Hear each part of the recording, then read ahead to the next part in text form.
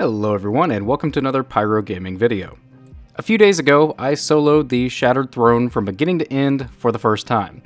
Now, this is something that admittedly I have not attempted much in the past. I think this was my fourth or fifth real attempt at it. And the reason that I haven't tried to attempt it is because I just honestly assumed I wouldn't be able to do it. I would play around in the Shattered Throne by myself, doing the opening sections and the middle section, solo with no issues, even doing it without dying at all and having no problems. But then I would get to Vorgeth, the big ogre, and I would hit a fucking brick wall and couldn't get past him. So I eventually just stopped trying. I was like, you know what? I don't have the patience for this. I don't really care. It's whatever. But I don't know, man. Like, something came over me this week on Reset. Whenever the Shattered Throne came back, something just took control of me. I was like, you know what? I need to do this. I need to do this to prove to myself that I can do it. I don't consider myself to be like a god at this game by any means. Most of you guys know that I'm blind as fuck. So, you see me missing a lot of shots whenever I have my gameplay playing in the background. But, I don't know, I needed to prove to myself that it could be done. So, on Reset Day, I went into the Shattered Throne solo with the mindset that I was just going to keep my cool. I was going to play around with it. I was going to take breaks. I was going to figure out which strategies worked for me. And I was going to solo this fucking thing. And that was all that there is to it. And it took some doing. It took a lot of playing around, finding the right loadouts, the right subclasses, but I was actually able to do it. And now that it's done and I can say that I've soloed it, I feel much better about, myself as a Destiny player. And the reason that I say that is because, number one, not everybody is going to be able to solo the Shattered Throne. This is not an easy task. And I don't say that to kind of be braggy about myself. I say that as reality. It's not easy. It's really not. Even some of the top tier players have not soloed this. And when you are able to solo it, it puts you in a class that is very small.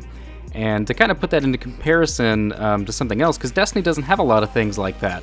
I would say it's comparable to if you were able to solo Crota on hard mode when Crota was the top raid. That, a lot of people make jokes about that because you could, glitch past the bridge and shit like that, but those enemies still hurt and you still died and Crota was still buggy as fuck. So if you were able to solo Crota when he was the top raid, it was an accomplishment. Now, I would compare this to that, but I would add that the Shattered Throne is more difficult than soloing Crota on hard mode, as well as having way more variables that could cause you to fail. Now, taking all that into consideration, I would absolutely recommend that every Destiny 2 player make a legitimate attempt at soloing the Shattered Throne. Really go in there, spend some time, learn the mechanics, learn the enemies, learn your loadouts, learn what works for you, and hopefully finish it. Now, like I said, it's not easy, even though I know that there's going to be those assholes in the comments that are like, whatever, man, I soloed the Shattered Throne 17 times in 8 minutes with my dick tied behind my back and my eyes covered with nacho cheese, and I still did it. It's super easy. Get good, scrub. Ha ha ha. Hashtag YOLO. But just do what I do. Ignore those jackasses and focus on yourself, okay? So let's go ahead and talk about what worked for me and what will hopefully work for you. Because like I said, I tried a ton of different loadouts for each one of these encounters, and this is what I came up with. Let's go ahead and take a look. So for this opening section where you have to kill all the little mini-bosses and find the symbols that match each one of the next symbols and all that fun stuff, what I ended up going with is a Nameless Midnight so that I could have something ranged to take out these snipers. Then I went with the Escalation Protocol Shotgun because it's always good to have that oh shit panic button, sitting there in reserves. And of course I went with Thunderlord because with Thunderlord you get a ton of ammo and it's just really handy. Now as far as subclass, for this section, I am using my Titan with Sentinel. It is the Code of the Defender. The reason that I like that is because there are a lot of sections with a bunch of low-level adds grouped up, and you can attach a detonator to them and just chain void explosions all over the fucking place. It's really nice. For hunters, I would recommend either Golden Gun to one-shot the bosses, which it does do, or I would recommend Tether with Orpheus Rig to keep those adds under control. For Warlocks, Well is never a bad option anywhere in this encounter.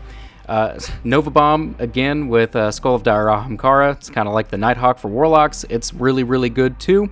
and Stormcaller would not be a bad option either. You're pretty much wide open as far as loadouts and subclass builds for this first section. The key for this section, much like the other sections in this activity, is patience. You just need to take your time.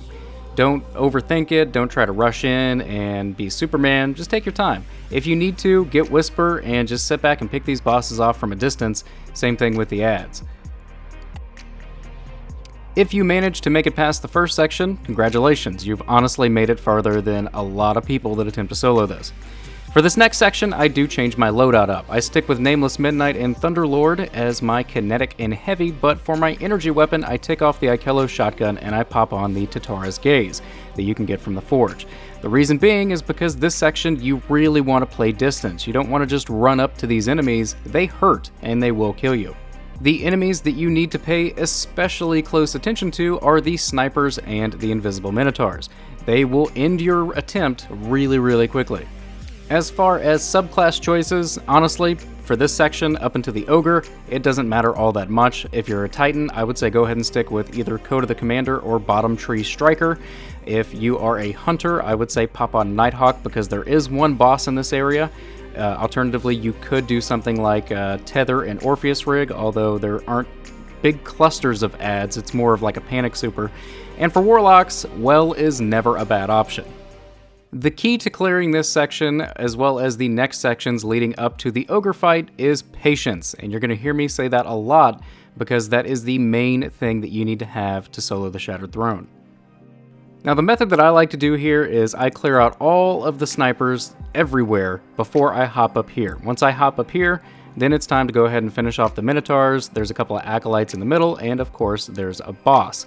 Once you get that boss down, then you can go ahead and progress to the next section. But, like I said, don't rush this guy unless you're in a super like I am. This is where Thunderlord is going to come in handy. This is where something like Blade Barrage or Nighthawk come in handy if you're a Hunter, or Nova Bomb if you are a Warlock. Now, I'm going to go ahead and keep this exact same loadout that I have on right now all the way to the Ogre. The reason being is because, again, you're about to have a bunch of snipers and ogres and just nasty things that you need to kill from a distance. So I'm going to say it again, and you're going to hear me say it later in the video. Take your time here. Play your angles, work your way down this room. Don't try to rush it. Don't just try to sprint through. You might get lucky and make it, but you're going to be reset all the way back to where you first dropped down the hole. So just take your time here, kill these guys one by one, pay attention to your health, take it easy. Your next room is one that a lot of people will struggle with. Now remember, you're still on the same checkpoint, so if you die here, you go all the way back to where you first dropped down the big hole. Snipers and scout rifles, snipers and pulse rifles, even Thunderlord or something like Sleeper or Whisper are going to be very good here because you want to play the distance. If you get too close to these guys, they have an eye blast that will knock you off of the little bitty rods that you have to walk on, and that's an instant death. So what you do here is just take your time, advance a little bit until you see the next ogre spawning, and then turn around and go back to a safe space. So I see the ogre spawning, I'm going to turn around and go back to this safe platform so that if he does hit me with his eye blast, I'm fine. See, he's hitting me right now, there's no risk of me falling. I kill him, then I'm going to go ahead and progress, and so on. Once you get to the point where you have the big pillars to hide behind, then you can go ahead and just keep moving forward. Another thing that you need to keep in mind is your ammo. If you run out of sniper ammo and you just have to work a scout rifle on these ogres, it's going to take you a while. So if you see an enemy drop some ammo, go pick it up. Once you have successfully cleared the ogre platforming section, again, congratulations, you have made it farther than a lot of people. This area right here will slow you down and prevent your health from regenerating while you are chased by a ton of Shadow Thrall. Now what you can do here is, before you actually go into the room, just walk in and then walk back out, your health will regenerate, and you can farm ammo off of these Shadow Thrall. Now the reason this is important is because your next major encounter is going to be with Vorgath, and you're going to want as much ammo as possible, so you 100% before you jump in here want to switch your loadout to whatever you're going to use for Vorgath, and you want to make sure that you have all the ammo that you could possibly carry before you go into that fight. So like I said, these Shadow Thrall are great for farming ammo. Take your time, and once you're in there, just keep moving and jumping like I'm doing now. Something like a well is going to be really good. Tether's going to be really good. Defender Titan is going to be really good, because these are all ways that you can get a little bit of health back if you are in a pinch. Now, your health will not start regenerating until you get a little bit further down this bridge, but I'm going to go ahead and skip this part and jump straight to the Ogre, because I feel like this is pretty self-explanatory. Just keep going. So now it's time to talk about the most difficult encounter in this entire activity, and that is Vorgeth, the Asshole Ogre. That's not his real name, but for all intents and purposes, that's what I will be referring to him as throughout the duration of this video. Now, Vorgeth the Asshole has a push attack, meaning if he sees you, if you are in direct line of sight of him, he will push you. Now, when he pushes you, that leaves you vulnerable to adds and wizards, and they hurt. They will kill you. So what I like to do here is, as soon as I drop down into Vorgeth the Asshole's pit, I immediately go to my left and get behind this pillar that you see right now on your screen. This offers me 2 places of cover that I can hide from both wizards, both the one on the left and the one on the middle, as well as Vorgeth the Asshole. So let's talk about loadout options for each character. I'm going to tell you guys right now, if you have a Warlock, that is the easiest character to do this fight on. The reason being is because Well of Radiance will protect you from Vorgeth the Asshole's little blast attack, as well as his Axion darts. You don't have to worry about them if you have a Well of Radiance. For Titans, I would recommend Code of the Commander, and for Hunters, I would recommend either Celestial Nighthawk for insane boss damage, or Night Stalker Tether with Orpheus Rig, so that you can have invisibility as well as have something for ad control. As far as loadout options go, I do go with a primary pulse rifle, something like a Chattering Bone from the Last Wish raid, which is what I'm using, or a Go Figure or Blast Furnace will also work just fine. For my energy weapon, and this was the one that took the most trial and error, I could not find the right energy weapon for this encounter. What I ended up finding worked really, really well is Telesto. The reason being is because Telesto is a void fusion rifle. Whenever you kill multiple enemies, it reloads your magazine, and it does double damage. So you get the void fusion rifle damage, and then you also get the explosion damage after the fact. Telesto will 3-shot these wizards. It is insanely helpful. Not only is it good for the ad management, but it is also very good for boss damage whenever you run out of whatever you're using for heavy. In my case, I used a Void Hammerhead with a boss spec mod. So let's talk strategy. As you can see, I took some of the health down off of this wizard up here, as well as some of the health down off the wizard on the left. Now, the reason I did this is because once you pick up that first ball that they drop, you are now on a timer, and one of 2 things is going to happen. Either 1, you're going to pick up the next orb within 45 seconds, or 2, you're going to die and start over. So once you get to this point, you need to be quick.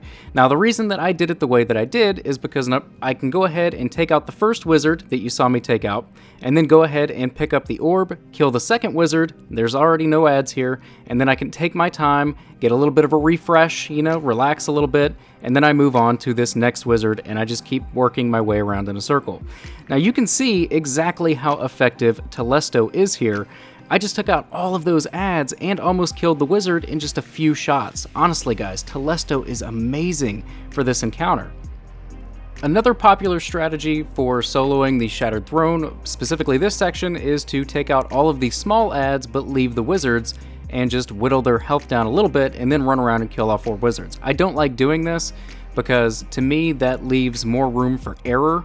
These wizards hurt like hell whenever they shoot you, and if you have 4 of them all around the room, I don't like it. I don't like it. What I like to do is what you see me doing, and that's take them out one by one and collect the orbs as I go in a circle.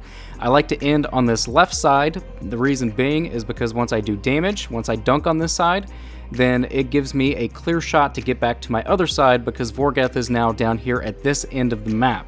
So that's something to keep in mind. Once you've collected all 4, just go ahead and dunk. If you're a Warlock, throw down your well. If you're not a Warlock, pay attention to these Axion darts, because they will destroy you really, really quickly. I want to go ahead and point something out. You're about to see me reload my machine gun on a Warlock. It's because this Warlock is only about a week old on PC and did not have Lunafactions at the time of recording this video. But yeah, just try to do as much damage to Vorgeth as you can. You can usually get 2.5 rounds of machine gun clip in him. With a boss spec, that's half of his health right there in 1 damage phase. As soon as Vorgeth the Asshole's shield comes back up, that is when you want to reset and go back to your starting position. Like I said, I like to start in the top left. Once you get back over here, you can relax, man. Like, you just did a damage phase on the hardest boss arguably in this game, especially when you're solo, and like you can just chill. I legitimately sat here until I had my full super back before I went ahead and started making my second rotation. Just take out the snipers, take out the goblins that shield everything, whittle the wizards down. Just make sure you don't kill a wizard until you have your super back if you're going to do the strategy that I'm doing. The reason being is because once you kill the wizard, that's when you're on a timer. If you don't kill a wizard, you can literally sit here for a fucking hour if you want to. So I like to just try to get my ammo back. I like to, you know, just get my super back, make sure everything's good so that when I do go ahead and start going to reset for a second damage phase, I'm 100% good. So once you've taken 5, caught your breath, recouped, you're good to go now. You got your ammo, you got everything reloaded. It's business as usual. You got your super back, you're ready to go again. You just want to go ahead and do exactly what you just did, which is take your time, but make sure that you're doing it within 45 seconds. Kill all of them. End over here on the left side. Again, you have another little thing to dunk in right here. Toss down your well if you're a warlock. If you're not, again, watch those Axion darts because they will get you. And then just unload all the ammo that you have. If you're a hunter, now is the time to pop that Celestial Nighthawk shot right in Vorgeth's face for massive damage. If you're a Titan, well, I mean, honestly, maybe put up a bubble, honestly. Like, if you're having that hard of a time with these Axion darts, throw down a Titan bubble. Kick it old school, but whatever you do, just make sure that you're paying attention to those Axion darts and that you are unloading on Vorgeth the asshole. And if you kill him, you are golden, man. You are, like, top 90% for people that probably try to solo this. Now, in the interest of time, I'm going to go ahead and skip to the final boss, Dol Ankaru. For this, the loadout that I ended up going with is Whisper in my power slot, the threat level shotgun in my kinetic, and a Nation of Beasts hand cannon in my energy, although I didn't use it very much. I'm going to be honest with you guys, this is the part that I struggled with the most. I could not control these ads. So what I ended up having to do is, instead of running well on a warlock, which is the most common thing, I had to switch to Stormcaller. That way I knew that I can take out all the ads as soon as they spawned, and it became a non-issue. Now you can see that I just use Whisper. You want to try to get 3 shots, crit shots, preferably with Whisper breathing, on each one of the knights as soon as you start the encounter, because you want to get their health down as much as possible, but you don't want to just outright kill them. I mean, you could. I've seen a lot of people go to this section right here as soon as they come in and go ahead and kill them. I played it safe. I went ahead and did 2 phases. I let her summon her crystal. I worked the knights down until they were within shotgun killing range comfortably. She spawned her crystal, I take the crystal out, spawns another wave of ads, I go take them out, and then I am good to go. Now, like I said, Stormcaller worked best for me for ad control. Alternatively, if you were a Titan or a Hunter, you could use Bottom Tree Striker or one of the Arc Staff trees with Raid and Flux. Alternatively, you could use something like Tether and Orpheus rig here. You could also use Sentinel with Code of the Commander because the little void detonators are really handy. Like I said, this is the encounter that I struggled with the absolute most because I could not control the Scions. So for me, this was a must. So now that I've got the Knight's health down pretty low and she summoned her crystal, the Knights are now immune, I'm not even going to do anything, man. I'm literally going to sit here until I have Stormcaller back, because when I destroy that crystal, she's going to spawn another wave of ads, and I need Stormcaller to get those under control. You can see that I've already got the Knights' health down pretty low. They're reasonable. They're in a pretty good spot. I almost fucked it all up right there when I fell off the statue, but it was okay. I maintained. But yeah, you literally, just like we did in Vorgeth, at this point, if you're trying to wait on a super, do just that. Just literally wait on a super. Run around in a circle, jump up on those statues. Just make sure that you know where the knights are, because if they hit you twice, you're probably going to die.